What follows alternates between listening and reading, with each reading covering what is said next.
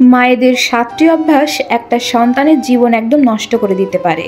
আমরা সবাই চাই আমাদের সন্তান সফল, আত্মবিশ্বাসী এবং সুখী হোক, কিন্তু মনের অজান্তেই এমন কিছু কাজ করে ফেলি যাতে শিশুর ভবিষ্যৎ নষ্ট করে ফেলে। আজকে আমি এরকম 7টি অভ্যাসের কথা বলবো যা এড়িয়ে চলা আপনার জন্য ভীষণ জরুরি। 1 নাম্বার, সন্তানকে সবসময় নিজের নিয়ন্ত্রণে রাখার চেষ্টা করা। অনেক মায়েরা মনে করেন সন্তানকে সবসময় নিয়ন্ত্রণে রাখা, নিজের মতো করে চালানোই হয়তো সঠিক সিদ্ধান্ত। সন্তান কি পড়বে, কি করবে, কার সাথে খেলবে, সব কিছুই যেন মায়েরা নিজের মতো নিজে নিয়ন্ত্রণ করতে চায়। কিন্তু এটি একটি ভুল ধারণা।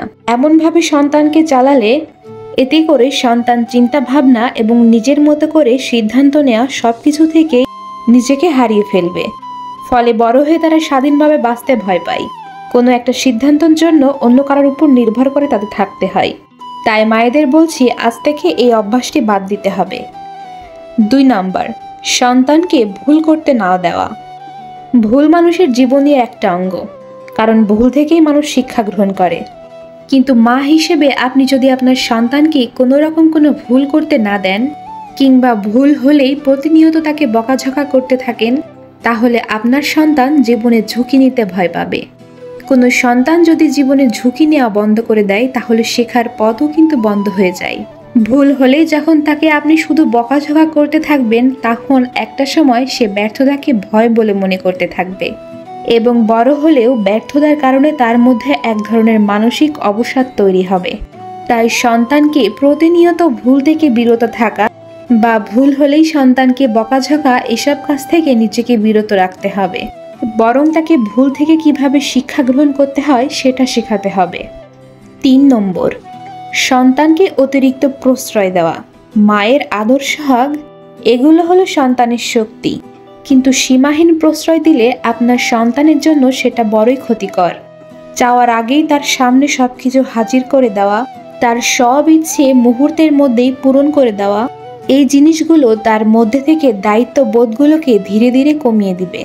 এর ফলে ভবিষ্যতে কোনো কিছু মুহূর্তেই না পেলে তারা অল্পতেই ধৈর্য হারিয়ে ফেলে। এজন্য সন্তানকে কখনোই প্রয়োজনের অতিরিক্ত প্রশ্রয় দিবেন না। 4 নম্বর, সন্তানকে বারবার অন্যের সঙ্গে তুলনা করা। আমাদের দেশে একটি প্রবণতা রয়েছে, মা বাবা কিন্তু প্রায়ই নিজেদের সন্তানের সাথে অন্য কারোর তুলনা করে থাকেন। দেখো তোমার বন্ধু কত ভালো রেজাল্ট করেছে, দেখো তোমার বন্ধু কত সুন্দর গান গেতে পারে, দেখো তোমার বন্ধু এই করেছে ওই করেছে, তুমি তো কিছুই পারো না। এই সকল বার্তা আপনার সন্তানকে তো জীবনে কোনো কিছুর দিকে এগিয়ে নিয়ে যাবেই না, বরং আপনার সন্তান আরও হীনমন্যতায় ভুগবে। তারা এটা ভাবতে শুরু করে তারা কোনো কিছুতেই যথেষ্ট নয়। এই জিনিসগুলো তাদের মনের ভিতর থেকে ধীরে ধীরে তাদের আত্মবিশ্বাসকে একদম বিলীন করে ফেলে। এই কারণে মায়েদেরকে অবশ্যই সতর্ক থাকতে হবে যেন তারা প্রতিনিয়ত তার সন্তানের সাথে অন্য কারো তুলনা না করেন। 5 নাম্বার, নেতিবাচক ভাষা থেকে নিজেকে দূরে রাখুন।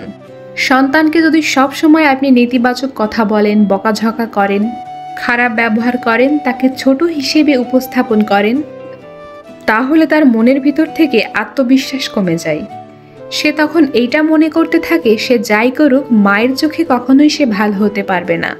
আপনার এই ব্যবহারই আপনার সন্তানের ভবিষ্যৎটাকে নষ্ট করে এবং আপনার এই ব্যবহার তার মনের মধ্যে গেঁথে যায় এবং ভবিষ্যতেও সে অন্য কারোর সাথে একই রকম আচরণ করতে থাকে।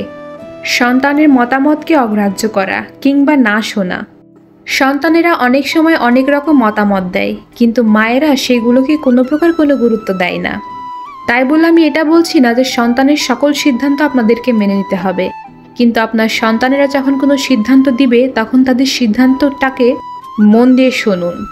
সঠিক হলে সে কাজটি করার চেষ্টা করুন, আর যদি ভুল হয় তাহলে খুব সুন্দরভাবে তাদেরকে বুঝিয়ে বলুন। মা যদি সন্তানের কথাগুলোকে মনোযোগ না দেয়, তাহলে ধীরে ধীরে তারা নিজেদের মতামতকে আত্মপ্রকাশ করতে ভুলে যায়, নিজেকে ভেতরের দিকে গুটিয়ে নেওয়ার চেষ্টা করে। এই ধরনের শিশুরা কখনোই নিজেকে সুন্দরভাবে অন্য কারোর সামনে উপস্থাপন করতে পারে না।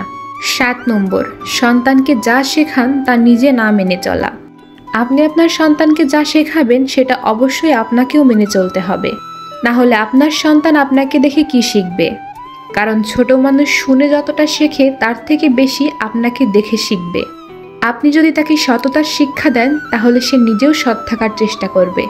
তাহলেই দেখবেন আপনার সন্তান সৎ মানসিকতা নিয়ে বড় হবে, কারণ আপনার কথার চেয়েও সে আপনার কাজে বেশি বিশ্বাসী।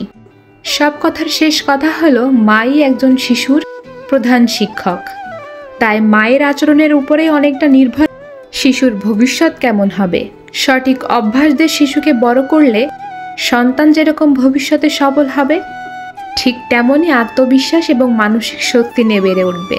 এভাবেই আপনি আপনার সন্তানের জন্য ভবিষ্যৎ উজ্জ্বল করে তুলতে পারবেন।